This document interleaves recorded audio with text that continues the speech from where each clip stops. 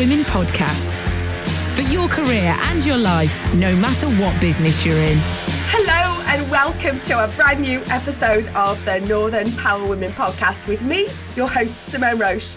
In this brand new season, which we are calling the Rise Up season, I will be talking to individuals that have been recognised over the past 5 years of the Northern Power Women Awards, which I created to encourage people to high-five each other and showcase role models from and across the North. Role models are absolutely in our DNA, and in the last 18 months has shown us it is even more important than ever to spotlight the amazing change makers and trailblazers that we have up here. You've got until the 11th of October to submit your nomination for the largest award celebrating gender equality in Europe. And please do help showcase someone to rise up. And to celebrate the launch, I am super duper excited to be joined by a very special guest who, even as she continues to rise up, has found time to join us today, cuppa in hand, from her busy schedule and very impressive studio. It's the founder and creative director of Crafters Companion, which is a global craft retailer with its UK HQ right up in the Northeast and a US head office over in California. The youngest ever dragon on Dragon's Den when she joined back in 2019. Winner of this year's Northern Power Women Entrepreneur of the Year award and much more. Passionate about championing women in business, the benefits of mentoring, and of course, her wonderful Northeast roots. I'm of course talking to the ultimate Northern Power Woman, Sara Davies MBE. Welcome. Simone, I don't know what to say after that. You've got me all blushing. Do you know what? Last time we spoke was on the night of the awards back in March when we doorstepped you, didn't we? What a night that was. I mean, you know, to be sat chatting away to all these women, to then win that award, and then 2 minutes later have a knock at the door and someone actually hand me, it was just nice to see people in real life, to be honest, and then someone hand me an award was just absolutely off the chart. It was just what I needed at that time, but just what I think loads of people needed for a pick-me-up at that time. And there was something we were quite adamant about, was how do we get these beautiful works of art into the hands of our winners on that evening, and even better, we had some of the best pictures. We recorded a live podcast, and I think you had your slippers on by that point. I did. I had my slippers on all night. Well, it was one of them Zoom calls I thought no one's ever going to see me feet.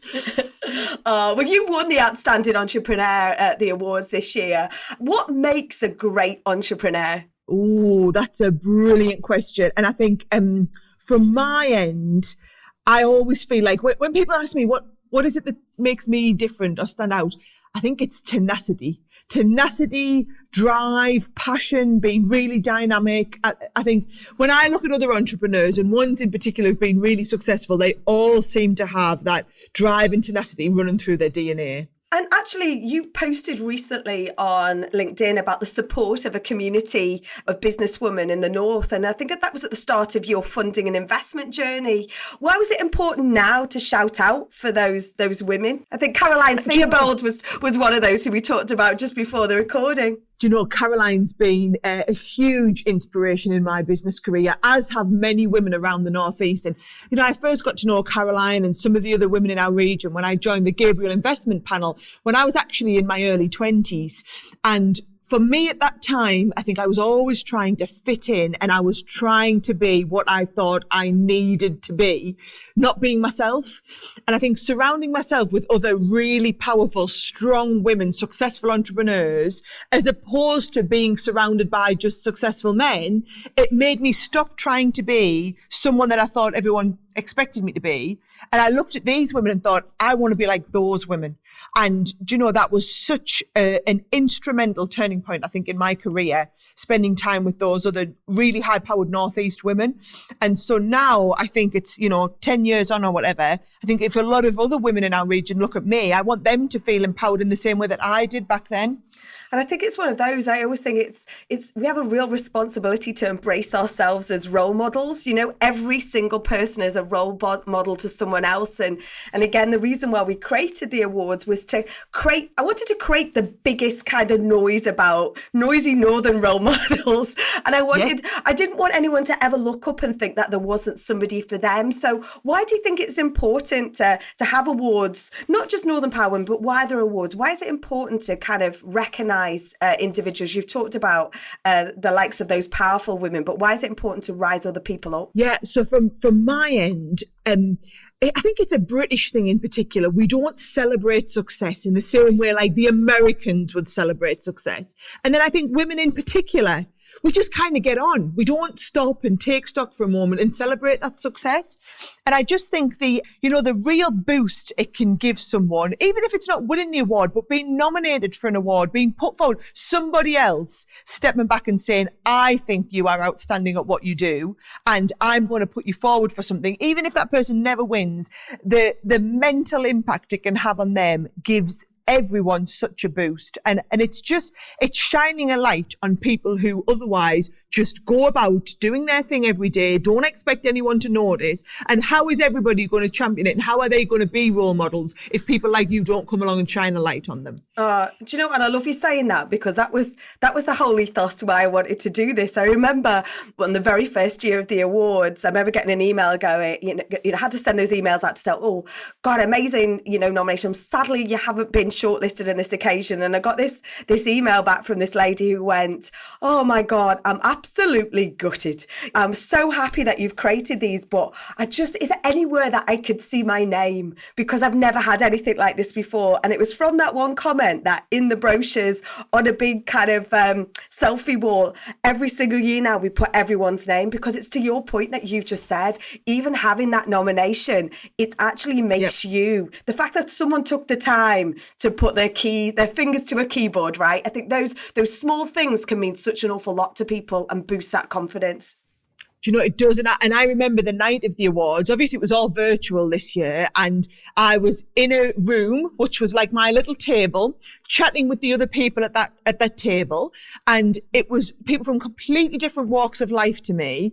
And I remember two of them in particular had been nominated by other people within their companies, and they were just beyond proud as punch. It did not matter what happened that night, whether they won or not. The fact that somebody had thought they were good enough to do this had absolutely, you could just see the chests puffed out, walked a little bit taller. And I thought, that's what it's all about tonight. Not just about the winners, about everybody who's been nominated. 100%. And I think this leads into Dragon's Den. You have been such a massive whirlwind of energy, and there's some brilliant dragons on there. I know Deborah Meaden was someone you particularly looked up to, but you've seen so many pitches, you've seen so many businesses come into that room. What makes a good pitch and a great story to you? Oh, do you know, it's interesting when you say great story. I'm definitely a product woman, and obviously because my background is very much TV shopping, what I've spent a lot of time doing is when they come through the elevator doors and they give us that pitch. If it is a product idea, I'm looking for what is the story? What's the hook? How are we going to tell this story? And then more importantly, how good are they at being a storyteller? Because I think we emotionally buy into brands on a completely different level. And if they are, I just look at some of the investments I've done this last season. Peachy Lean was one, for example. Inspirational female entrepreneur from Ireland. She had a real story to tell as to why she'd done the business. The products that she developed were completely different. They were for women. They were addressing a need. And she was just a phenomenal storyteller and somebody you wanted to succeed. And I thought, if I feel like that about her, that's how the nation are going to feel. And I just know the night it aired, she had hundreds of thousands of pounds worth of orders, euros worth of orders in her case. It was just absolutely astronomical. But it's that mix of solving a problem with the product, but the entrepreneur being outstanding, having the drive and the tenacity that we've talked about. And is that absolute balance between the business idea, that product, and that storytelling, isn't it? It's, what are the top three bits of advice you would put to someone who is putting together either a pitch, whether they're going for investment, whether they're on Dragon's Den, whether they're writing a proposal to a prospective client or within their company? What are those top three tips? What's the Sara Davies way? Or should I not ask? Oh no, I am more than happy to share the insider knowledge. So from my point of view is when I'm going into a pitch, and it's just the same. If I'm going into a pitch, you're coming into the den, be confident. Be confident. Don't BS, but be confident. Make sure you know your stuff and deliver it with conviction whatever it is, because at the end of the day, we're buying into you as a person first and foremost, and then the business and the product secondary. And I want to see that you're confident in what you're doing. So confidence is the first one.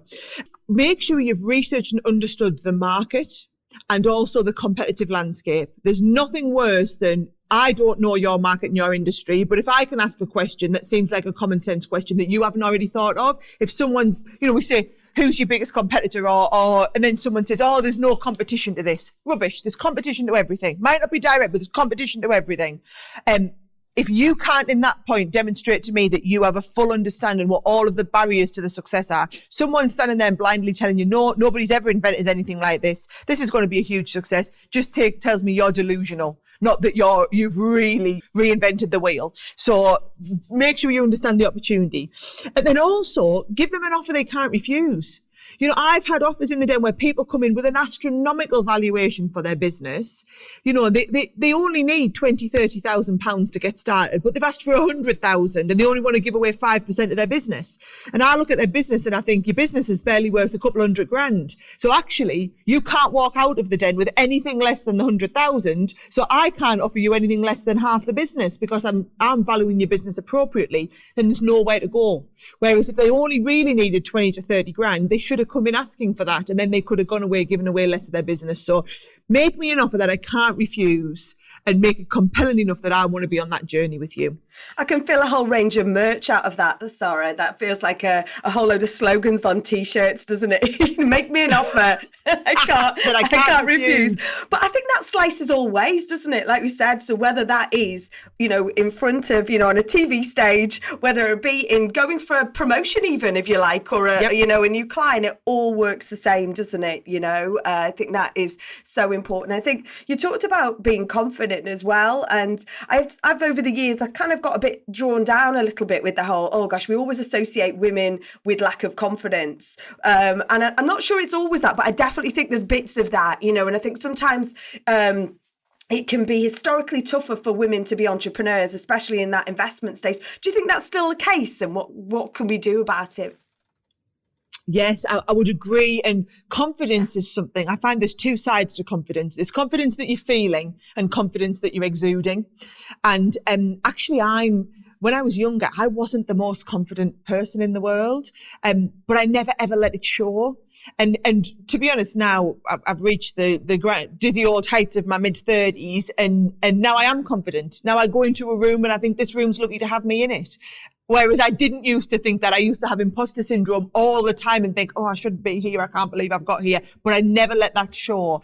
And I think it's all about, it's the little tricks that you pick up along the way. So for me, it was a good pair of heels. Good pair of heels, I would stand taller and it would give me the posture and it would make me stand in a certain way.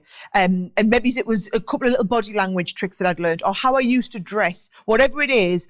Do the little tricks that are going to make you feel confident so that you exude confidence that little bit more, because it is harder. And whether it's, when I was growing up in business, I always felt like I was on the back foot because I was a woman, because I was from the north and I had this delightful accent and everyone knew exactly where I was from, because I was younger than everybody else, because I was in the craft industry, and immediately you talk to someone and they say, oh, what do? You say, well, people who are into making handmade cards, and I would watch the eyes glaze over. So I always felt like whatever I was doing, I was setting off as the underdog on the back foot. And actually, it's a position of power to be on that back foot, to be from there, because then actually the winning, the achievement, whatever it is all the sweeter when you can prove other people wrong. I think it's about being memorable as well, isn't it? It's because I started my career in the military, and there's certain things you think, oh gosh, I can't do that. That's clearly out of my boundaries. I'm a short northerner, you know what I mean? And it's that association. But as a proud northerner, what makes the North so special for you? You've retained your headquarters in the northeast of the UK, but what makes the North so special? It's the people. Honestly, it's the people. They are so warm, loving, supportive. I go down to London and I get on the tube and I'm sitting down like I would if I was on the metro, and I try and chat away to people, and people put their headphones in and look the other way. And I remember getting on the metro, it was a couple of years ago now, and I'm chatting away to everybody on the metro, just like anybody else, would be on there, 20 minutes. And then as I got off at the other end, someone just said to me, I just want to say, we're so proud of you, you know. It's amazing what you're doing for this region. And I never in a million years thought anybody I was chatting to had any idea who I was, anything like that. And they hadn't treated me any differently, and I hadn't treated them any differently. But the northern people are so friendly. And I just think we get short shrift wherever we go. And a big passion of mine is creating employment in this area. And that is both, you know, championing jobs in the region. We have offices, as you said, in California. We have people work for us across Europe, across the US and Canada. But I have I would say 80% of my staff are situated in the northeast of England here. And I'm servicing our global business from the northeast. We've had people relocate from the US, from Europe to the northeast. And I just think when people get here, they're like, oh my God, I can see why it's so amazing here. And it's just such a different feel. And I think that's what we need to shine a light on more and champion a little bit more. Oh, 100%. And, you know, your whole passion and energy about the North comes through. I love it when I go to London, I always make sure I've got a Northern Power Women badge on. Nice. Because then when you do start over chatting to people on the train, they look and they go, now we get it. You're a Northerner. You need to send me one of them badges. That's a good idea. It's coming in the post, but it is, you almost see that dawning, that light go on. And you know what, Sarah, you are literally the ultimate Northern Power Women. When I knew that you had agreed to come on our Rise Up season, you had to be the opening episode for us. I'm just so proud that you are such a fantastic inspiration in the North. What you're doing for the North, I thank you on behalf of everyone. Creating jobs, creating smiles, creating chat, creating energy. I thank you so much for joining us up on this special Rise Up special season as we launch the Northern Power Women Awards. Thank you so much, Sarah. It's been wonderful. Hey, you can get me chatting about the North any day of the week. It's shutting me up again. That's always the problem. Never. We always talk about keeping the conversation going. We'll put the link to nominate in the show notes. All you have to do is register a profile, pick the category you'd like to nominate in. You've got until the 11th of October to submit your nomination and make your mark on the Northern Power Women Awards. 2022 seems like forever. The Northern Power Awards is for all sectors, levels and all genders, and most definitely never just for one night, but about telling the amazing stories, including the ones we've heard today, in and from the North. Who's doing it? Who's doing those inspiring things, those purposeful things? Get those pictures together, cut out the BS, be confident and rise someone up. Thanks so much for joining us. Catch up on our socials, North Power Women and Northern Power Women on all our other socials. Drop us a line, podcast at Northern Power Women. I'm Simone Roche. You've been listening to the Northern Power Women podcast, a What Goes On Media production.